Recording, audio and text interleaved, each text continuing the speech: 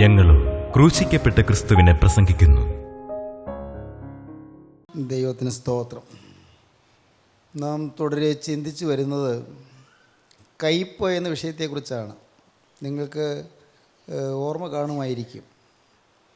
ദൈവത്തിന് സ്തോത്രം. ആദ്യം കയ്പിനെക്കുറിച്ച് ചിന്തിച്ചത് ഹിസ്കിയ രാജാവിന് മരിക്കത്തക്ക രോഗം പിടിച്ചതിനെക്കുറിച്ച് ചിന്തിച്ചപ്പോഴാണ്. ഹിസ്കിയ രാജാവിന് മരിക്കത്തക്ക രോഗം പിടിച്ചു. സമാധാനത്തിനായി എനിക്ക് അത്യന്തം കയ്പായത് ഭവിച്ചു എന്ന് ഹിസ്കിയ രാജാവ് പറഞ്ഞു. യെശയ്യാ 38 അധ്യായത്തിൽ 17 വാക്യം. സമാധാനത്തിനായി എനിക്ക് അത്യന്തം കയ്പായത് ഭവിച്ചു. ഈ രോഗം വന്നത് നന്നായി എന്നാണ് രാജാവ് പറയുന്നത്. അത്യന്തം കയ്പായത്, അത്യന്തം വേദനാകരമായ ഈ രോഗം, മാരകമായ രോഗം എനിക്ക് വന്നത് നന്നായി. എനിക്ക് സമാധാനത്തിനായി തീർന്നു. എൻ്റെ പാപങ്ങൾ എല്ലാം കർത്താവ് എറിഞ്ഞു കളഞ്ഞു. എൻ്റെ പാപങ്ങളെല്ലാം പിന്നിലേക്ക് മാറ്റിക്കളഞ്ഞു. എൻ്റെ ജീവിതത്തിൽ നിന്ന് പോയി പാവങ്ങളെല്ലാം ക്ഷമിച്ചു തന്നു. എന്തൊരു ഭാഗ്യമായിപ്പോയി. സമാധാനത്തിനായി എനിക്ക് അത്യന്തം കയ്പായത് ഭവിച്ചു. രണ്ടാമത് നാം ചിന്തിച്ചത് കയ്പ് എന്ന ആ ഒരു വിഷയത്തെക്കുറിച്ച് ചിന്തിച്ചപ്പോൾ നാം ചിന്തിച്ചത് മാറായിലെ കയ്പ് വെള്ളം. ഇസ്രായേൽക്കാർ മരുഭൂമിയിൽ കൂടി പോവുകയായിരുന്നു. മരുഭൂമിയിൽ കൂടി പോകുമ്പോൾ മരുഭൂമിയിൽ അവർക്ക് വെള്ളമില്ലാതെ വലഞ്ഞു പോയപ്പോഴുണ്ട് വെള്ളം ഓളം വെട്ടുന്നു. ചെന്നപ്പോൾ അവർ ആർത്തി കൊണ്ട് കുടിച്ചപ്പോൾ ഛർദ്ദിക്കാൻ തുടങ്ങി. കുടിക്കാൻ കഴിഞ്ഞില്ല. കയ്പ്, മാറായിലെ കയ്പ് വെള്ളം. ദൈവം കൽപ്പിച്ചതനുസരിച്ച് മോശ തൊട്ടടുത്തുണ്ടായിരുന്ന ഒരു വൃക്ഷത്തിൻ്റെ കൊമ്പ് വെട്ടിയിട്ടു. ആ വൃക്ഷത്തിൻ്റെ കൊമ്പ് വെള്ളത്തിൽ ആസകലമുണ്ടായിരുന്ന കയ്പ് മുഴുവൻ ആവാഹിച്ചെടുത്തു. ആ വൃക്ഷത്തിൻ്റെ കൊമ്പിൽ നിന്നുള്ള ചാറ് വെള്ളത്തിലേക്ക് പകർന്നു. മധുരജലമായി തീർന്നു. മാറയിലെ കയ്പ് വെള്ളം മധുരമായി തീർന്നു. ദൈവത്തിന് സ്തോത്രം. മൂന്നാമതായി നാം ചിന്തിച്ചത്, ദൈവത്തിന് സ്തോത്രം, കയ്പ്. രൂത്തിൻ്റെ ജീവിതത്തിൽ കയ്പ് വന്നു. രൂത്ത്, നവമിയും രൂത്തും. വേദപുസ്തകത്തിലെ രൂത്ത് എന്ന പേരിലുള്ള പുസ്തകത്തിൽ 3 വിധവമാർ, രൂത്ത്, ഓർപ്പ, നവമി. അമ്മയമ്മ നവമി വിധവ, രൂത്ത്, ഓർപ്പ, 2 പേരും മരുമക്കളായ പെൺമക്കൾ, 3 വിധവമാർ. ആ വീട്ടിൽ കയ്പ് വന്നു. എന്നാൽ കയ്പുള്ള ആ വീട്ടിൽ മധുരം പകർന്നു. ഒരു വീണ്ടെടുപ്പുകാരൻ വന്നു. വീണ്ടെടുപ്പുകാരനായ ബോവസുമായി ബന്ധപ്പെട്ടു. ബോവസിൻ്റെ പേരിൽ വേലക്കാരിയായി ചെന്നെങ്കിലും രൂത്ത് ബോവസിൻ്റെ മണവാട്ടിയായി മാറി. ബോവസ് രൂത്തിൽ ഓബേദിനെ ജനിപ്പിച്ചു. ഓബേദ് ഇശായിയെ ജനിപ്പിച്ചു. ഇശായി ദാവീദിനെ ജനിപ്പിച്ചു. ദാവീദിൻ്റെ 14 തലമുറയിൽ യേശു ക്രിസ്തു ജനിച്ചു. ക്രിസ്തുവിൻ്റെ ഒരു അമ്മൂമ്മയാകാനുള്ള ഭാഗ്യം ഈ രൂത്തിനുണ്ടായി. ദൈവത്തിന് സ്തോത്രം. നാം ഒന്നായി ഇങ്ങനെ ചിന്തിച്ച് വരികയാണ്. ഇപ്പോൾ നാം ചിന്തിക്കുന്നത്, വല്ല കയ്പുള്ള വേരും മുളയ്ക്കരുത്. വല്ല കയ്പുള്ള വേരും മുളയ്ക്കരുത്. കയ്പുള്ള വേര് മുളച്ച് കലക്കം ഉണ്ടാക്കരുത്. ഏതാണ് ഈ കയ്പുള്ള വേര്? നമുക്ക് ആ വാക്യം എബ്രായ ലേഖനം 12 അധ്യായം 15 വാക്യം വായിക്കാം. 15-16 വാക്യങ്ങൾ വായിക്കാം. ആരും ദൈവകൃപ വിട്ട് പിന്മാറുകയും വല്ല കയ്പുള്ള വേരും മുളച്ച കലക്കമുണ്ടാക്കി അനേകർ അതിനാൽ മലിനപ്പെടുകയും ആരും ദുർനടപ്പുകാരനോ ഒരു ഊണിന് ജ്യേഷ്ഠാവകാശം വിറ്റുകളഞ്ഞ ഏശാവിനെ പോലെ അഭക്തനോ ആയിത്തീരുകയും ചെയ്യാതിരിപ്പാൻ കരുതിക്കൊള്ളുവിൻ. ആരും ദൈവകൃപ വിട്ട് പിന്മാറരുത്. ദൈവകൃപ വിട്ട് പിന്മാറിയാൽ കയ്പുള്ള വേര് മുളയ്ക്കും. കയ്പുള്ള വേര് മുളച്ചാൽ അതിനാൽ ദുർനടപ്പുണ്ടാകും. ആരും ദൈവകൃപ വിട്ട് പിന്മാറുകയും വല്ല കയ്പുള്ള വേര് മുളച്ച് കലക്കമുണ്ടാക്കി അനേകർ അതിനാൽ മലിനപ്പെടുകയും. ഒരാൾ മൂലം അനേകർ മലിനപ്പെടും. അതിനിട വരരുത്. ആരും ദൈവകൃപ വിട്ട് പിന്മാറുകയും വല്ല കയ്പുള്ള വേര് മുളച്ച് കലക്കമുണ്ടാക്കി അനേകർ അതിനാൽ മലിനപ്പെടുകയും. ആരും ദുർനടപ്പുകാരനാകരുത്. ഒരു ഊണിന് ജ്യേഷ്ഠാവകാശം വിറ്റുകളഞ്ഞ ഏശാവിനെ പോലെ അഭക്തനുമായി തീരുകയും ചെയ്യാതിരിപ്പം കരുതിക്കൊള്ളുവീൻ. മധുരപായസത്തിന് വേണ്ടി വിലയേറിയ ജ്യേഷ്ഠാവകാശം ഏശാവ് അലക്ഷ്യമാക്കി കളഞ്ഞു. നമ്മിൽ പലരും ഇതെല്ലാം വായിച്ചു പോകുന്നുണ്ടെങ്കിലും അതിൻ്റെ ആഴങ്ങൾ ഗ്രഹിക്കുന്നുണ്ടോ? പ്രിയപ്പെട്ടവരെ, ഒന്ന് ചിന്തിച്ച് നോക്കൂ. പ്രകടമായ പാപമൊന്നും ഏശാവിന് അവിടെ വന്നതായിട്ട് നാം കാണുന്നില്ല. പക്ഷേ അവിടെ കയ്പുള്ള വേര് മുളച്ചു. തുടർന്ന് നാം വായിക്കുന്നത് ഏശാവ് വൈരാഗ്യമുള്ളവനായി തീർന്നു. യാക്കോബിനോട് വൈരാഗ്യമുള്ളവനായി തീർന്നു. ഏശാവിന് ന്യായം പറയാം. യാക്കോബ് എൻ്റെ ജ്യേഷ്ഠാവകാശം അവൻ അപഹരിച്ചുകൊണ്ടല്ലേ എനിക്ക് വൈരാഗ്യം വന്നത്. യാക്കോബ് എൻ്റെ സഹോദരൻ വന്ന് എൻ്റെ പദവി നഷ്ടപ്പെടുത്തിയതുകൊണ്ടല്ലേ എനിക്ക് ദേഷ്യം വന്നത്. എനിക്ക് വൈരാഗ്യം വന്ന് ചുമ്മാ വന്നതല്ലല്ലോ. ന്യായം പറയാം മനുഷ്യന്. തെറ്റ് ചെയ്യുന്ന എല്ലാവർക്കും ന്യായമുണ്ട്, തെറ്റ് ചെയ്യുന്ന എല്ലാവർക്കും ന്യായീകരണമുണ്ട്, അല്ലേ? നിങ്ങൾ ചിന്തിച്ച് നോക്കൂ. നിങ്ങൾ ആരെല്ലാം ഏതെല്ലാം തെറ്റ് ചെയ്തിട്ടുണ്ടോ അതിനൊക്കെ ന്യായീകരണമുണ്ട്. സ്ത്രീ എന്തെങ്കിലും ഒരു കാര്യം തെറ്റ് ചെയ്തു, ഞാനൊരു സ്ത്രീയല്ലേ, ഞാൻ ബലഹീന പാത്രമല്ലേ, എനിക്ക് അത്ര വലിയ കഴിവുറ്റമുണ്ടോ, ഞാൻ തെറ്റ് വന്നുപോയി, ഇങ്ങനെ ചിന്തിക്കുന്ന ആളുകളുണ്ട്. അല്ല, ഒരു പുരുഷന് തെറ്റ് വന്നു, ഞാൻ മാലാഖിയൊന്നുമല്ലല്ലോ, മനുഷ്യനല്ലേ ബലഹീനതയുണ്ട്, ഞാൻ ബലഹീനതയുണ്ട്, ചില ബലഹീനതകളൊക്കെ ഉണ്ട്, ചില കുറവുകൾ എനിക്കുണ്ട്, ഇങ്ങനെ ന്യായീകരണം കാണും. അല്ല, എൻ്റെ ഭർത്താവ് അങ്ങനെ പെരുമാറിയാൽ എനിക്ക് ദേഷ്യം വരാതിരിക്കുമോ? ഞാൻ മിണ്ടാതിരുന്നു, ശരിയാ, തെറ്റാന്ന് എനിക്കറിയാം, മിണ്ടാതിരുന്നു, അദ്ദേഹം പറഞ്ഞ് അനുസരിക്കാതിരുന്നു, കാരണം എന്നോടങ്ങനെ പെരുമാറി, ഞാൻ അദ്ദേഹത്തെ സ്നേഹിക്കുകയല്ലേ ചെയ്തിട്ടുള്ളൂ, എന്നോടങ്ങനെ പെരുമാറിയാൽ, അത്രയും ക്രൂരമായി എന്നോട് പെരുമാറിയാൽ എനിക്ക് ദേഷ്യം വരാതിരിക്കുമോ? അതുകൊണ്ട് ഞാൻ അദ്ദേഹത്തിന് ചോറ് വിളമ്പി കൊടുത്തില്ല, അതുകൊണ്ട് ഞാൻ ഊണ് കഴിക്കാതെ, ഞാൻ ഭക്ഷണം കഴിക്കാതെ 2-3 ദിവസം ഇരുന്നു, ഞാൻ മിണ്ടാതിരുന്നു, ഞാൻ മുഖം വീർപ്പിച്ചിരുന്നു. സ്നേഹിതരെ, നമുക്കെല്ലാം ന്യായങ്ങളുണ്ട്. ഏത് തെറ്റ് ചെയ്താലും അത് ന്യായീകരണം കണ്ടെത്തും. ആദ്യം ചെയ്യേണ്ടത് എന്താണെന്നറിയാമോ? ഞാൻ തെറ്റുകാരൻ, ഞാൻ തെറ്റുകാരി, എനിക്ക് പാപമുണ്ട്. പറ്റുമോ നിങ്ങൾക്ക്? മറ്റാരുടെയും പാപം നോക്കരുത്, മറ്റുള്ളവരുടെ തെറ്റ് ഞാൻ കാണരുത്. ഇത് നിങ്ങളുടെ ഹൃദയത്തിൽ നിങ്ങൾ കുറിച്ചിട്ടുകൊള്ളുക. മറ്റാരുടെയും തെറ്റ് കാണരുത്. എനിക്ക് വൈരാഗ്യം വന്നതിന് ഇന്ന കാരണമുണ്ട്, എനിക്ക് കോപം വന്നതിന് ഇന്ന കാരണമുണ്ട്, എനിക്ക് അശുദ്ധ വികാരങ്ങൾ വന്നതിന് ഇന്ന കാരണമുണ്ട്. വേണമെങ്കിൽ ഇപ്പോൾ പറഞ്ഞു വന്ന് കൂട്ടായ്മയിലുള്ളവർ പറയും, അവർ പല വാക്യങ്ങളൊക്കെ കേട്ടതുകൊണ്ട്, അതേ പിശാചിൻ്റെ ആക്രമണമാണ്, എനിക്ക് പാവം വന്നത്, പിശാച് എന്നെ വഞ്ചിച്ചു, പിശാചിൻ്റെ ആക്രമണം, ഞാൻ എന്തു ചെയ്യും? ഇങ്ങനെ പറയുന്ന കൂട്ടായ്മക്കാരുണ്ട്. പിശാചിൻ്റെ ആക്രമണമാണ് ശരി, പക്ഷേ പിശാചിലും കുറ്റം ചാരമൊക്കെ ഇല്ല. നിൻ്റെ പാവം നീ കണ്ടെത്തണം.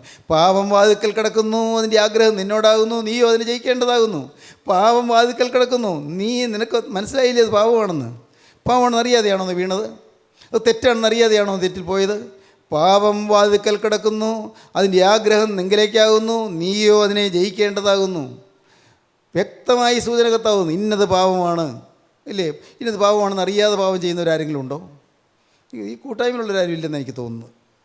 ഇന്നത് പാപമാണെന്ന് അറിയാതെ പിന്നെയും പാപം ചെയ്യുന്നവർ അനേകരും പാപമാണെന്ന് അറിഞ്ഞ് തന്നെയാണ് പാപം ചെയ്യുന്നത്, തെറ്റാണ് എന്ന് അറിഞ്ഞുകൊണ്ട്. അതാണ് പരിശുദ്ധാത്മാവിനെതിരായ പാപം.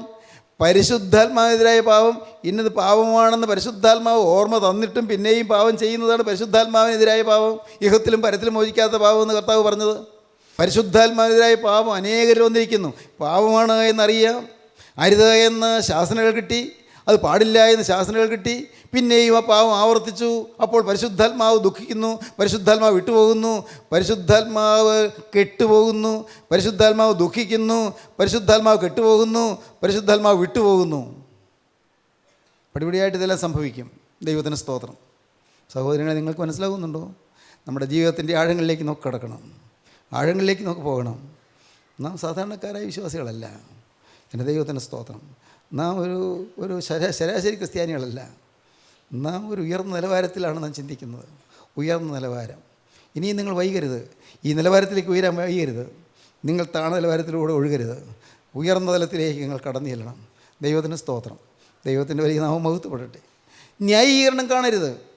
എനിക്ക് വിശന്നതുകൊണ്ടല്ലേ ഞാൻ പായസം കുടിക്കാൻ നോക്കിയത്, പായസം കുടിക്കുന്ന പാവമാണോ ചോദിക്കാൻ വേണമെങ്കിൽ. ഞാൻ എൻ്റെ സഹോദരനോട് ചോദിച്ചു എന്നല്ലേ ഉള്ളൂ, അതിൽ തെറ്റെന്താണ്? പിന്നെ ജ്യേഷ്ഠാവകാശം ലക്ഷ്യമാക്കിയെന്ന് പറഞ്ഞാൽ ജ്യേഷ്ഠാവകാശം കൊണ്ട് ഇപ്പോൾ എനിക്ക് എന്നാ പ്രയോജനം? എനിക്ക് ജ്യേഷ്ഠാവകാശം ഉണ്ടെന്നുള്ളത് എനിക്ക് എന്നാ പ്രയോജനം? ഞാൻ നോക്കിയിട്ടൊരു പ്രയോജനമില്ല. അതുകൊണ്ട് ഞാൻ ജ്യേഷ്ഠാവകാശം ലക്ഷ്യമാക്കി. ജ്യേഷ്ഠാവകാശം കൊടുത്താൽ എന്താ, സാരമില്ല. ഞാൻ രസകരമായ കഥ കേട്ടിട്ടുണ്ട്. വളരെ കൊച്ചുകുട്ടികൾക്കുള്ള കഥയാണ്, നടന്നതൊന്നുമല്ല കേട്ടോ, വെറും കഥ, കൊച്ചുകുട്ടികൾക്ക് വേണ്ടിയുള്ള കഥയാണ്. ഒരു കഴുകൻ ഇങ്ങനെ മുകളിൽ കൂടി വട്ടമിട്ട് പറക്കുകയായിരുന്നു. കഴുകൻ പറക്കുന്നു. അവനിങ്ങനെ താഴെ എന്തെങ്കിലും തിന്നാനുണ്ടോ നോക്കി നമുക്ക് നല്ല വിശപ്പ്, കഴുകന് നല്ല വിശപ്പ്, ഒന്നും കിട്ടിയില്ല. അന്ന് താഴെ ഒന്നും കിട്ടിയില്ല. അവനിങ്ങനെ വിശന്ന് പൊരിഞ്ഞ് പറക്കുമ്പോഴുണ്ട് താഴെ കാട്ടിൽ എന്തോ ഒരു ജീവി ഇങ്ങനെ അനക്കുന്നത് കണ്ടു. അവൻ പയ്യെ കഴുകന് പറന്ന് ഒരു കുറുക്കനാണ്. കഴുകനറിയാം, കുറുക്കൻ്റെ അടുക്കൽ ചെന്ന് വീണ ചിലപ്പോൾ കുറുക്കൻ കടിച്ച് കൊല്ലും ചിലപ്പോൾ. പക്ഷേ പറക്കാം, രക്ഷപ്പെടാം. എന്നാലും സൂക്ഷിച്ച് വേണം. കഴുകൻ പയ്യെ പറന്നങ്ങ് താണപ്പോൾ കഴുകന് മനസ്സിലായി കുറുക്കൻ ചില പുഴുക്കളെ പിടിച്ച് വിൽപ്പന നടത്തിക്കൊണ്ടിരിക്കുക. പുഴുക്കളെ പിടിച്ച് വിൽക്കുന്നു. കഴുകന് സന്തോഷമായി. കഴുകൻ ചോദിച്ചു, സ്നേഹിതായി, നീ ഏതായാലും ഈ വിൽപ്പനയ്ക്ക് ഇരിക്കുകയാണല്ലോ, എനിക്ക് കുറച്ച് പുഴുക്കളെ എനിക്ക് തരാമോ? വിൽക്കുകയാണ്, അതിന് വില തരണം. വില തരണം, അല്ലാതെ വിൽക്കില്ല. തരാം, പുഴുക്കളെ തരാം, വില തരണം. എനിക്ക് വില തരാനൊന്നുമില്ല, ഞാനൊരു പാവം കഴുകനല്ലേ, നിനക്ക് എന്താ ഉള്ളതെന്ന് വെച്ചാൽ തരിക. കഴുകൻ നോക്കി, കഴുകൻ്റെ നല്ല വിശാലമായ ചിറകിൽ നല്ല നല്ല കരുത്തുള്ള തൂവൽ. കഴുകൻ പറഞ്ഞു, എൻ്റെ ഈ തൂവൽ നല്ല കരുത്തുള്ളതാണ്, ഈ തൂവൽ വേണമെങ്കിൽ ഒരെണ്ണം പറിച്ച് തരാം. ശരി, ഒരു തൂവൽ തരിക. ഒരു തൂവൽ പറിച്ചു കൊടുത്തു. കഥയാണേ. വീണ്ടും പുഴുക്കളെ കിട്ടിയപ്പോൾ നല്ല രസം, നല്ല രുചി. എനിക്ക് കുറച്ചുകൂടി തരാമോ? ആ തരൂ, നിൻ്റെ ആ തൂവൽ ഒരെണ്ണം തരൂ.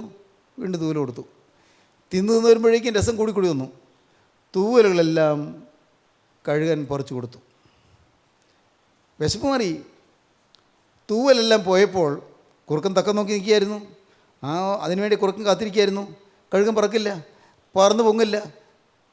കുറുക്കൻ, ഇപ്പോൾ നിൻ്റെ തൂവലെല്ലാം എൻ്റെ കയ്യിലായില്ലേ, ഇനി നീ തിന്നല്ലോ പുഴുക്കളെയല്ല, ഇനി നിന്നെ ഞാൻ തിന്നാൻ പോവുകയാണ്. കുറുക്കൻ കഴുകനെ വെച്ച് ആടി വീണു. കഴുകനെ കുറുക്കൻ തിന്നു. ഇതൊരു കഥയാണ്. ഈ വിലപ്പെട്ട തൂവലുകൾ വിറ്റ് അല്പ സുഖത്തിന് വേണ്ടി അവൻ്റെ വിലപ്പെട്ട തൂവലുകൾ വിറ്റ് അവൻ ഉപജീവനം കഴിക്കാൻ തുടങ്ങി. ഇന്ന് അനേകരും വിലയേറിയത് വിൽക്കുകയാണ്, വിലയേറിയത് വിറ്റ് കളയുകയാണ്. പറക്കാനുള്ള തൂവലുകൾ നിങ്ങൾ വിൽക്കുകയാണ്. ആത്മാവിൽ ചിറകടിച്ച് പറക്കാനുള്ള തൂവലുകൾ. ഒരു അല്പനേരത്തെ ഇമ്പത്തിന് വേണ്ടി, അല്പനേരത്തെ ക്ഷണിക സന്തോഷത്തിന് വേണ്ടി, നൈമിഷിക സുഖത്തിന് വേണ്ടി വിലപ്പെട്ടതും നിലനിൽക്കുന്നതുമായ സൗഭാഗ്യത്തെ വിറ്റുകളയുന്ന അനേകരുണ്ട്. ചിന്തിക്കൂ, നിങ്ങൾ ചിന്തിക്കൂ. നിങ്ങളുടെ ജീവിതത്തിൽ ഇതുപോലുള്ള പാകപ്പിഴകൾ സംഭവിച്ചില്ലേ? വിലയേറിയ ആന്തരിക ജീവിതത്തിൻ്റെ സൗഭാഗ്യങ്ങൾ നിങ്ങൾ അല്പനേരത്തെ രസത്തിന് വേണ്ടി വിറ്റ് കളഞ്ഞില്ലേ? ശരീരത്തിൻ്റെ അല്പനേരത്തെ ഇമ്പത്തിന് വേണ്ടി വിറ്റ് കളഞ്ഞില്ലേ? കണ്ണിൻ്റെ ഇമ്പത്തിന് വേണ്ടി, നാവിൻ്റെ ഇമ്പത്തിന് വേണ്ടി, കാതുകളുടെ ഇമ്പത്തിന് വേണ്ടി, ഹൃദയത്തിൻ്റെ ഇമ്പത്തിന് വേണ്ടി, ശരീരത്തിൻ്റെ മാംസേച്ഛകൾക്ക് വേണ്ടി ഇല്ലേ? നിങ്ങൾ ചിന്തിച്ച് നോക്കൂ. വിഷയാസക്തിക്ക് വേണ്ടി നിങ്ങളുടെ വിലപ്പെട്ട നിക്ഷേപങ്ങൾ നിങ്ങൾ നശിപ്പിച്ച് കളഞ്ഞില്ലേ? സഹോദരങ്ങളെ, നിങ്ങൾ ആകമാനം എല്ലാവരെയും ഒരുമിച്ച് പറയുകയല്ല, നിങ്ങൾ ചിന്തിക്കാൻ പറയുകയാണ്. വിലയേറിയ നിധിയാണ് നിങ്ങൾ കളഞ്ഞത്, വിലപ്പെട്ട സമ്പത്താണ് കളഞ്ഞത്. വിലയേറിയ നിധി, വേദപുസ്തകം പറയും ഗുപ്തനിധി, ഗുപ്തനിധി, ഗോപനം ചെയ്യപ്പെട്ട നിധി, മറച്ചു വയ്ക്കപ്പെട്ട നിധി, ഒളിച്ചു വയ്ക്കപ്പെട്ട നിധി, അതാണ് കളഞ്ഞുപോയത്. ആരും എടുക്കാതെ കൊണ്ട് ഒളിച്ചു വെച്ചതായിരുന്നു. മറുവിടങ്ങളിലെ ഗുപ്തനിധികൾ, അത് യെശയ്യാവ് പറയും, മറുവിടങ്ങളിലെ ഗുപ്തനിധികൾ അതെല്ലാം നഷ്ടപ്പെടുത്തി കളഞ്ഞു. ദൈവത്തിന് സ്തോത്രം. സ്നേഹിത, ഇന്ന് നീ ഇത് കേൾക്കുമ്പോൾ ഒരു നിമിഷം നീ ചിന്തിക്കൂ, എൻ്റെ ജീവിതത്തിൽ ഞാൻ എന്തെല്ലാമാണ് നഷ്ടപ്പെടുത്തിയത്, വിലയേറിയത് എന്തെല്ലാമാണ് ഞാൻ കളഞ്ഞത്. ഞാൻ അല്പനേരത്തെ രസത്തിന് വേണ്ടി, അല്പനേരത്തെ ഇമ്പത്തിന് വേണ്ടി, അല്പനേരത്തെ സുഖത്തിന് വേണ്ടി, ഒരു സാധാരണ മനുഷ്യരുടെ പ്രീതിക്ക് വേണ്ടി, വെറും സാധാരണ മനുഷ്യരുടെ അംഗീകാരത്തിന് വേണ്ടി ഞാൻ എൻ്റെ വിലപ്പെട്ട നിക്ഷേപങ്ങളെ ഞാൻ നശിപ്പിച്ചുവോ? ആളുകൾ എന്ത് പറയും? ആളുകൾ എന്ത് വിചാരിക്കും? ഞാൻ ആ കൂട്ടായ്മയിൽ പോയാൽ ആളുകൾ എന്ത് പറയും? ആളുകൾ എന്നെ ആക്ഷേപിക്കില്ലേ? എൻ്റെ വില കെട്ടു പോവില്ലേ? എൻ്റെ പ്രാധാന്യം കുറഞ്ഞു പോവില്ലേ? ആളുകളുടെ ഇടയിലുള്ള പോപ്പുലാരിറ്റി പോവില്ലേ? കൂട്ടായ്മയിൽ പോയി ഞാൻ എൻ്റെ ഭക്തരായി നടന്നാൽ ആളുകളുടെ മുമ്പിൽ എനിക്ക് വിലയില്ലാതായി പോവില്ലേ? അല്പനേരത്തെ രസം, അല്പനേരത്തെ സുഖം, അല്പനേരത്തെ ഇമ്പം, അല്പനേരത്തെ അംഗീകാരം, അതിനുവേണ്ടി നിങ്ങളുടെ വിലപ്പെട്ടതായ അനുഗ്രഹങ്ങൾ നിങ്ങൾ കളഞ്ഞില്ലേ? ചിന്തിക്കൂ. ദൈവത്തിന് സ്തോത്രം, ദൈവത്തിന് സ്തോത്രം. ഒരു കാരണവശാലും സംഭവിക്കരുത്. ഒരു തൽക്കാലത്തൊരു ചെറിയ സൗകര്യത്തിന് വേണ്ടി നുണ പറയുന്നവരുണ്ട്. ചെറിയ സൗകര്യത്തിന് വേണ്ടി നിങ്ങൾ വ്യാജം പ്രവർത്തിക്കുന്നവരുണ്ട്, കൈക്കൂലി വാങ്ങുന്നവരുണ്ട്, അഴിമതിക്ക് കൂട്ടു നിൽക്കുന്നവരുണ്ട്, കള്ളക്കേസ് നടത്തുന്നവരുണ്ട്, കൊള്ളലാഭം എടുക്കുന്നവരുണ്ട്. ദൈവത്തിന് സ്തോത്രം. പ്രിയപ്പെട്ടവരെ, എല്ലാം നാശത്തിലേക്കുള്ള ഗതികളാണ്, നാശത്തിലേക്കുള്ള വഴികളാണ്, നാശത്തിലേക്കുള്ള ഗതികൾ. ദൈവത്തിന് സ്തോത്രം. ഒരു ഊണിന് ജ്യേഷ്ഠാവകാശം വിറ്റുകളഞ്ഞ് ഏശാവിനെ പോലെ അഭക്തനുമായി തീരുകയും ചെയ്യാതിരിക്കാൻ കരുതിക്കൊള്ളുവീൻ. ഏശാവിനെ പിന്നീട് നാം കാണുന്നുണ്ട്. ഏശാവ് വിഗ്രഹാരാധിയായി തീർന്നു. ഏശാവ് വിഗ്രഹാരാധിയായ ഒരു പെൺകുട്ടി വിവാഹം കഴിച്ചു. ഏശാവ് അവൻ്റെ വൈവാഹിക ജീവിതം പോലും തകർന്നു, അവൻ്റെ ആത്മീയ ജീവിതം തകർന്നു. ആ വിഗ്രഹാരാധിയായ പെൺകുട്ടിയെ വിവാഹം കഴിച്ചതുകൊണ്ട് അവനും വിഗ്രഹാരാധിയായി തീർന്നു. പ്രിയപ്പെട്ടവരെ, വിഗ്രഹാരാധിയായിട്ടുള്ള ബന്ധം അത് ഏശാവിനെ വിനയായി തീർന്നു. വേദപുസ്തകം പറയുന്നുണ്ട്. ഉൽപ്പത്തി പുസ്തകം നോക്കാം. ഉൽപ്പത്തി പുസ്തകത്തിൽ നമുക്ക് വായിക്കാം. 27-ാം അധ്യായം എടുക്കാം. ഉൽപ്പത്തി പുസ്തകം 27-ാം അധ്യായത്തിൽ ഏശാവിനെക്കുറിച്ച് പറയുന്നിടത്ത് വളരെ വ്യക്തമായി പറയുന്നു. ദൈവത്തിന് സ്തോത്രം. നമുക്ക് വായിക്കാം. 27-ാം അധ്യായം 46-ാം വാക്യം. പിന്നെ റിബേക്ക ഇസഹാക്കിനോട്, ഈ ഹിത്യ സ്ത്രീകൾ നിമിത്തം എൻ്റെ ജീവൻ എനിക്ക് അസഹ്യമായിരിക്കുന്നു. അമ്മ പറയുകയാണ്, എൻ്റെ മോൻ ഏശാവിൻ്റെ ഭാര്യ നിമിത്തം, ഈ ഹിത്യസ്ത്രീ നിമിത്തം എൻ്റെ ജീവൻ എനിക്ക് അസഹ്യമായിരിക്കുന്നു. ഈ ദേശക്കാർത്തികളെ ഇവരെ പോലെയുള്ള ഒരു ഹിത്യ സ്ത്രീയെ യാക്കോബ് വിവാഹം കഴിച്ചാൽ ഞാൻ എന്തിനു ജീവിക്കുന്നു എന്ന് പറഞ്ഞു. ഏശാവ് വിവാഹം കഴിച്ചതുപോലെ ഹിത്യസ്ത്രീയാണ് യാക്കോബ് വിവാഹം കഴിക്കുന്നെങ്കിൽ, എൻ്റെ മറ്റേ മോനും ഇതുപോലുള്ള പെൺകുട്ടിയാണ് വിവാഹം കഴിക്കുന്നെങ്കിൽ ഞാൻ എങ്ങനെ ജീവിക്കും? എങ്ങനെ ഈ കുടുംബത്തിൽ ഞാൻ കഴിയും? എൻ്റെ ദൈവമേ, ഞാൻ എന്ത് വേണ്ടു? അമ്മ ഇരുന്ന് കരയുന്നു. ദൈവത്തിന് സ്തോത്രം. പ്രിയപ്പെട്ടവരെ, ചെറുപ്പക്കാർ പലർ യുവാക്കളെ കേൾക്കുന്നുണ്ടല്ലോ. നിങ്ങളുടെ മാതാപിതാക്കൾ ദുഃഖിക്കാനിട വരുത്തരുത് കേട്ടോ. മാതാപിതാക്കൾ കരയാനിട വരുത്തരുത്. നിങ്ങളുടെ പ്രേമബന്ധം കൊണ്ടോ നിങ്ങളുടെ വിവാഹത്തിനുള്ളതായ തീരുമാനം കൊണ്ടോ നിങ്ങളുടെ മാതാപിതാക്കൾ കരയാനിട വരുത്തരുത്. മാതാപിതാക്കളുടെ ഉള്ളങ്ങളെ തണുപ്പിച്ചു കൊള്ളുക. മാതാപിതാക്കളുടെ ഹൃദയങ്ങളെ നിങ്ങൾ തണുപ്പിച്ചു കൊള്ളുക. അവർ വേദനിക്കാനിട വരുത്തരുത്. അവർ നൊമ്പരപ്പെട്ട് കരയാനിട വരുത്തരുത്. അവരാരും അറിയാതെ കരയാൻ നിങ്ങളിട വരുത്തരുത്. ദൈവത്തിന് സ്തോത്രം. നിങ്ങളുടെ ജീവിതം അത് അനുഗ്രഹമായി തീരണമെങ്കിൽ നിങ്ങൾ മാതാപിതാക്കളെ മാനിക്കുക, മാതാപിതാക്കളെ അനുസരിക്കുക, മാതാപിതാക്കൾക്ക് കീഴ്പ്പെട്ടിരിക്കുക, അവരുടെ അഭിമതത്തിന് കീഴ്പ്പെട്ടിരിക്കുക. ഇപ്പോൾ നിങ്ങൾക്കൊന്നും മനസ്സിലായില്ല എന്ന് വരും. അമ്മ പറയുന്നത് നിനക്ക് മനസ്സിലായില്ല എന്ന് വരും. അപ്പൻ പറയുന്നത് മോനെ നിനക്ക് മനസ്സിലായില്ല എന്ന് വരും. അവർ പഴഞ്ചന്മാരാണെന്ന് നിനക്ക് തോന്നും. അപ്പൻ പഴഞ്ചനല്ലേ, വിദ്യാഭ്യാസമില്ല, അപ്പൻ വെറും കൺട്രിയാണെന്നൊക്കെ നിനക്ക് തോന്നും. നിൻ്റെ അത്രയും പരിഷ്കാരമില്ല, നിൻ്റെ അത്രയും ഇന്നത്തെ രീതിയിലുള്ളതായ ആഡംബര പ്രൗഢിയൊന്നുമില്ല എന്ന് നിനക്ക് തോന്നും. പക്ഷേ കുഞ്ഞെ പറഞ്ഞു തരാം, നീ അനുസരിച്ചുകൊള്ളൂ, കണ്ണുടച്ചനുസരിച്ചുകൊള്ളൂ, അനുഗ്രഹമായിരിക്കും. ദൈവത്തിന് സ്തോത്രം. ഇതെല്ലാം വിഡ്ഢിത്തമാണെന്ന് തോന്നുന്ന ആളുകൾ കാണും. പക്ഷേ ഈ സാറി പറയുന്നതെല്ലാം ഒരുപക്ഷെ ഒരു പമ്പര വിഡ്ഢിത്തമല്ലേ തോന്നുന്ന ആളുകൾ കാണും. പക്ഷേ ഞാൻ പറഞ്ഞു തരാം, വളരെ പ്രായോഗികമായി പറഞ്ഞു തരാം, അനുസരിച്ചുകൊള്ളൂ, അനുഗ്രഹമാണ്. ദൈവത്തിന് സ്തോത്രം. അനുസരിക്കൂ, മാതാപിതാക്കൾക്ക് കീഴ്പ്പെട്ടിരിക്കൂ, അധ്യാപകർക്കും കീഴ്പ്പെട്ടിരിക്കൂ. ദൈവത്തിന് സ്തോത്രം. അധ്യാപകരുടെ കണ്ണിലുണ്ണികളായി നിങ്ങൾ നിൽക്കൂ. അധ്യാപകരുടെ കണ്ണിലുണ്ണികളായി നിൽക്കുക. എന്തൊരു ഭാഗ്യപദവിയാണെന്നറിയാമോ? ദൈവത്തിന് സ്തോത്രം. അധ്യാപകരുടെ കണ്ണിലുണ്ണികളായി നിൽക്കുക. അവരുടെ ഓമനപാത്രങ്ങളായി നിങ്ങൾ നിൽക്കുക. ആരോമലുണ്ണികളായി നിങ്ങൾ നിൽക്കുക. അധ്യാപകർ നിങ്ങളെ ഓർത്ത് അഭിമാനിക്കുന്നവരായി നിങ്ങൾ നിൽക്കുക. ദൈവത്തിന് സ്തോത്രം. ദൈവത്തിൻ്റെ വലിയ നാമം മഹത്വപ്പെടട്ടെ. ദൈവത്തിന് സ്തോത്രം. ഞാൻ നിങ്ങളോട് പറഞ്ഞിട്ടെന്ന് എനിക്ക് തോന്നുന്നു. ദൈവത്തിന് സ്തോത്രം. ഞാൻ ഒരു വർഷമേ കോളേജിൽ പഠിച്ചുള്ളൂ, B.Ed ക്ലാസ്സിൽ. അന്ന് എന്നെ പഠിപ്പിച്ച കോളേജിൻ്റെ പ്രിൻസിപ്പൽ സുകുമാർ അഴീക്കോട്, പ്രസിദ്ധനായ ഒരു സാഹിത്യകാരനാണ്. അദ്ദേഹത്തെ ഒരു ദിവസം ഞാനിവിടെ വിളിച്ചുകൊണ്ട് വന്നു. ദൈവത്തിന് സ്തോത്രം. അദ്ദേഹത്തിന് അന്ന് എവിടെയോ പ്രസംഗമുണ്ട്. പക്ഷേ ഇവിടെ കോലഞ്ചേരി കോളേജിൽ അദ്ദേഹം ഒരു പ്രസംഗം കഴിഞ്ഞ് പോകാൻ നേരത്തെ പറഞ്ഞു, സാർ ഒന്ന് എൻ്റെ വീട്ടിൽ വരണം. വിളിച്ച് ഞങ്ങൾക്ക് വന്നിരുന്നു, സംസാരിച്ചു. ഞാനിരുന്നില്ല. ഞാൻ അദ്ദേഹത്തെ വിനയപൂർവ്വം അദ്ദേഹത്തെ ആദരിച്ചുകൊണ്ട് ഞാനിവിടെ നിന്നു. അദ്ദേഹം ഇവിടെ ഞങ്ങൾ കൊടുത്ത ഭക്ഷണമെല്ലാം കഴിച്ചു. അത് കഴിഞ്ഞ് ദൈവത്തിന് സ്തോത്രം ഏറെ നേരം സംസാരിച്ചിരുന്ന് അദ്ദേഹത്തിന് ഞാൻ ഓർക്കുകയാണ്, വർഷങ്ങൾക്ക് മുമ്പല്ലേ ഞാൻ B.Ed പഠിച്ചത്. എൻ്റെ പേര് അദ്ദേഹം ഓർക്കുന്നു, എൻ്റെ സ്വഭാവം അദ്ദേഹം ഓർക്കുന്നു, എൻ്റെ പരീക്ഷ പേപ്പർ അദ്ദേഹം ഓർക്കുന്നു, ഞാൻ ഇംഗ്ലീഷ് എലക്യൂഷൻ കോമ്പറ്റീഷനും മലയാളം എലക്യൂഷൻ കോമ്പറ്റീഷനൊക്കെ ഫസ്റ്റ് പ്രൈസ് കിട്ടിയത് അദ്ദേഹം ഓർക്കുന്നു. അദ്ദേഹം എനിക്ക് സമ്മാനം തന്നു ഓർക്കുന്നു, ജനറൽ പ്രൊഫഷൻസിക്ക് സമ്മാനം തന്നു ഓർക്കുന്നു. എല്ലാം അദ്ദേഹം ഓർക്കുന്നു. ഓരോന്നോരോന്ന് എടുത്തു പറഞ്ഞ് അദ്ദേഹം എന്നെ വളരെ വളരെ ഓമനിക്കുന്നു ഞാൻ കണ്ടു. ദൈവത്തിന് സ്തോത്രം. ഞാൻ പറയട്ടെ, ഞാൻ ഒരു വർഷമേ കോളേജിൽ പഠിച്ചുള്ളൂ. ദൈവത്തിന് സ്തോത്രം. വീണ്ടും നാനാ ദേശങ്ങളിൽ നിന്ന് കേൾക്കുന്നവർക്ക് വേണ്ടി ഒരു കാര്യം പറയാം.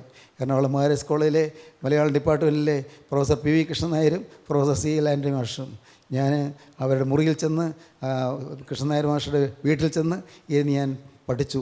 ഞാൻ പ്രൈവറ്റായിട്ട് പഠിച്ച ആളാണ്. പക്ഷേ ആ വീട്ടിൽ ചെന്നിരുന്ന് ഞാൻ പഠിച്ചു. ദൈവത്തിന് സ്തോത്രം. ഞാൻ പറയട്ടെ, ഞാൻ അദ്ദേഹത്തിൻ്റെ സ്റ്റുഡൻ്റല്ല. പക്ഷേ അദ്ദേഹം പറഞ്ഞു, യോഹന്നാൻ ഈ കോളേജിൽ ചേർന്ന് പഠിക്കുക. ദൈവത്തിന് സ്തോത്രം.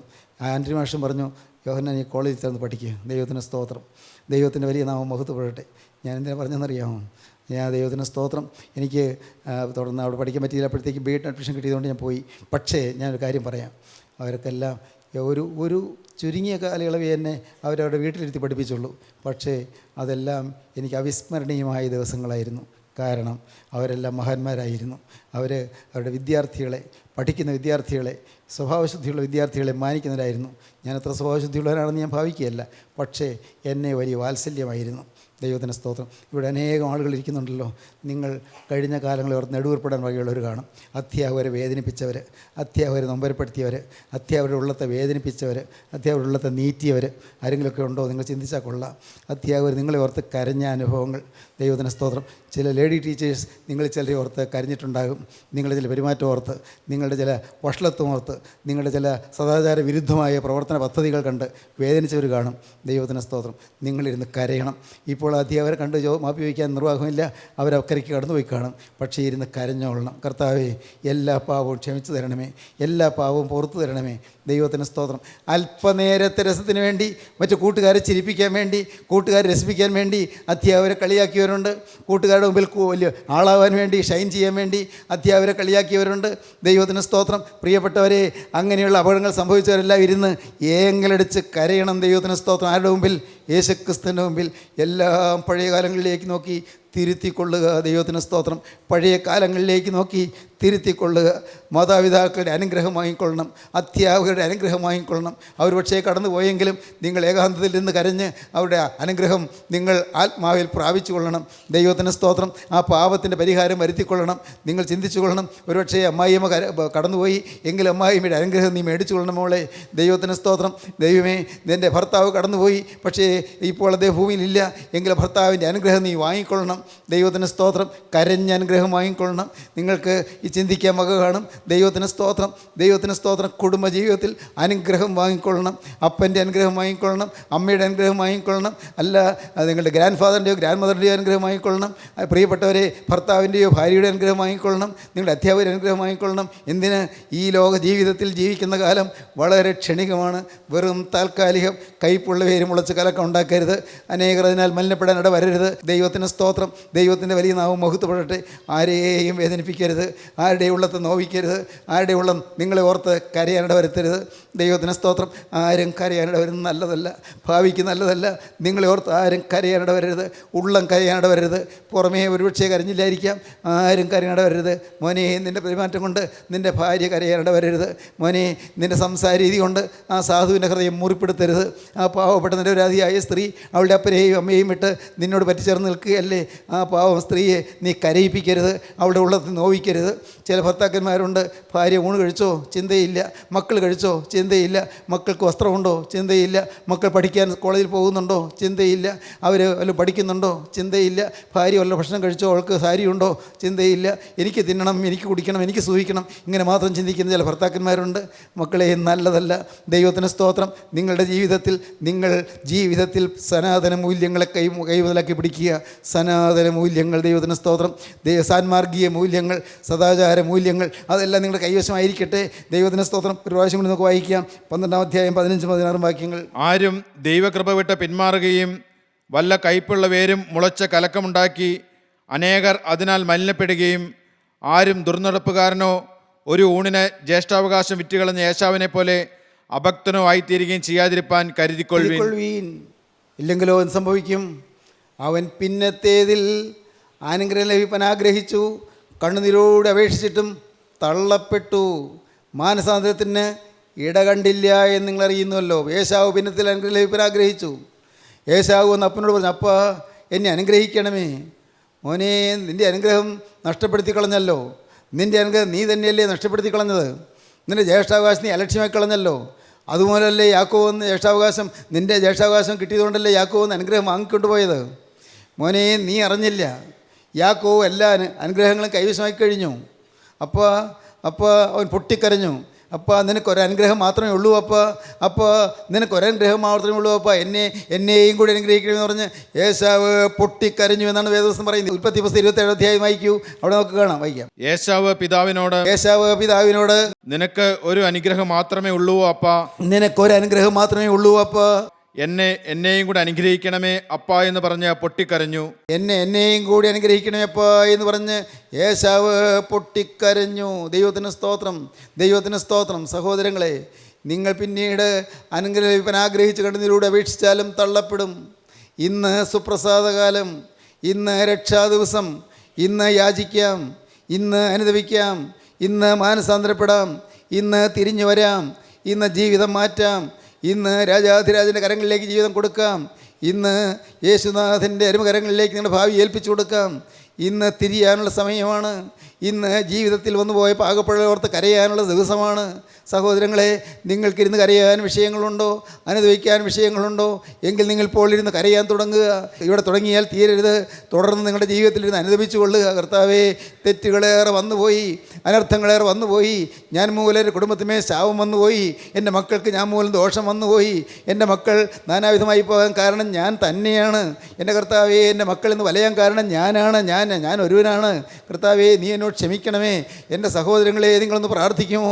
നിങ്ങളുടെ ജീവിതം കർത്താവിന് കൊടുക്കുമോ? അവൻ്റെ കരങ്ങളിലേക്ക് കൊടുത്താൽ അവൻ നിങ്ങൾക്ക് ക്ഷമിച്ചു തരും, എല്ലാം കഴുകിത്തരും. ഇന്ന് കഴുകുന്ന കാലമാണ്, ഇന്ന് കഴുകുന്ന ദിവസമാണ്. ഇന്ന് നിങ്ങളുടെ പാവങ്ങൾ ക്ഷമിക്കുന്ന സമയമാണ്. ഇപ്പോഴാകുന്നു രക്ഷാ ദിവസം. ഇപ്പോൾ തന്നെ സുപ്രസാദ കാലം, ദൈവത്തിൻ്റെ പ്രസാദമുള്ള കാലമാണ്. കൃപയുടെ യുഗമാണ്, കൃപാകാലമാണ്. പെട്ടകം തുറന്നിരിക്കുന്ന സമയമാണ്. ഏതൊരു ഓടി വരൂ, അകത്ത് കടക്കൂ, ദൈവത്തിന് സ്തോത്രം. അകത്ത് കടന്ന് ദൈവത്തെ സ്തുതിക്കൂ, ദൈവത്തിന് സ്തോത്രം. പെട്ടകത്തിൽ കടന്ന് ദൈവത്തെ വാഴ്ത്തൂ, ദൈവത്തിന് സ്തോത്രം. പാപമോചനത്തിന് വേണ്ടി കരയൂ, ഹല്ലേലൂയ, ദൈവത്തിന് സ്തോത്രം. യേശു ക്രിസ്തുവിൻ്റെ രക്തം സകല പാപവുമൊക്കെ ശുദ്ധീകരിക്കുന്നു. സകലവും കഴുകി തരുന്ന രക്തം, കയ്പ് മാറ്റുന്ന രക്തം, മധുരം പകരുന്ന രക്തം. ഇന്ന് തിരുരക്തത്തിൽ നിങ്ങൾ ആശ്രയിക്കൂ. അവന് തിരുവിലാവിൽ നിന്നൊഴുകുന്ന തിരുരക്തത്തിൽ നിങ്ങൾ ആശ്രയിക്കൂ. ദാഹം മാറ്റുന്ന രക്തം, അന്തർദാഹം നീക്കുന്ന രക്തം, കഷ്ടതകൾ മാറ്റുന്ന രക്തം, പാപിയെ ശുദ്ധീകരിക്കുന്ന രക്തം, അശുദ്ധനെ വിശുദ്ധനാക്കുന്ന രക്തം. ഇന്ന് ഈ സമയം നിങ്ങൾ പ്രാർത്ഥിക്കുമ്പോൾ നിങ്ങളുടെ മേലെ തിരുരക്തം തളിക്കട്ടെ. ആ തിരുരക്തത്തിൽ നിങ്ങൾ കഴുകപ്പെടട്ടെ. ആ തിരുരക്തം നിങ്ങളെ വിശുദ്ധരാക്കട്ടെ. ആ തിരുരക്തം നിങ്ങൾക്ക് അനുഗ്രഹം പകരട്ടെ. നിങ്ങളുടെ മേലുള്ള ശാപങ്ങൾ മാറ്റട്ടെ. എല്ലാ തിന്മകളും ദൂരീകരിക്കട്ടെ. മോഷണവും കവർച്ചയും നിങ്ങളിൽ നിന്ന് മാറ്റിക്കളയട്ടെ. നിങ്ങളുടെ സ്വഭാവത്തിൽ സംശുദ്ധി പകരട്ടെ. ഭാവി ശോഭനമാക്കട്ടെ. തലമുറയായി അനുഗ്രഹം ലഭിക്കട്ടെ. ദൈവം നിങ്ങളെ അനുഗ്രഹിക്കട്ടെ. ദൈവത്തിന് സ്തോത്രം. നമുക്ക് പ്രാർത്ഥിക്കാം. കാരുണ്യവാനേ, മഹാപരിശുദ്ധനായ ഞങ്ങളുടെ സ്വർഗീയ പിതാവേ, അനുഗ്രഹ നിമിഷങ്ങൾക്കായി ഞങ്ങളെ സ്തുതിക്കുന്നു. നിൻ്റെ മക്കളെ തൊടണമേ, നിൻ്റെ മക്കളെ അനുഗ്രഹിക്കണമേ. എല്ലാവരെയും അനുതാപത്തിൻ്റെ ആത്മാവ് സ്പർശിച്ച് സത്യ അനുതാപത്തിലേക്കും പശ്ചാത്താപത്തിലേക്കും നയിക്കണമേ. എൻ്റെ നാഥ, അതിൻ്റെ രണ്ടാമത്തെ വേണ്ടി എല്ലാവരെയും ഒരുക്കണമേ. യേശുനാഥൻ്റെ സ്നേഹ നിർനാമത്തിൽ തന്നെ. ആമീൻ. ഹല്ലേലൂയ.